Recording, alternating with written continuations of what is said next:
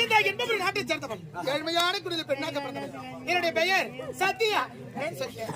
சத்யா, ஒரு பெண்ணுக்கு உயிரிழமையானதை கேட்கு அப்பவற்றை கற்பனையை காப்பாற்றுவான். அப்படி என்னை யார் என்று அறியாமல் செல்கிறாய், இது முறைதானா?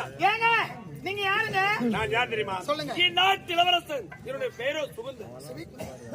ஏங்க நம்மள பார்த்ததே இல்லையே. நீ மட்டும் கிடையாது, இங்க இருப்பவர் யாருமே என்ன பார்த்திருக்க முடியாது. ஏங்க காவேரி பக்கம் ஜெயிலிருந்து வரையா இல்ல நெமலி ஜெயிலிருந்து வரீங்களா? ஜெயில இருந்து ஜாமீன்ல வந்தேன்.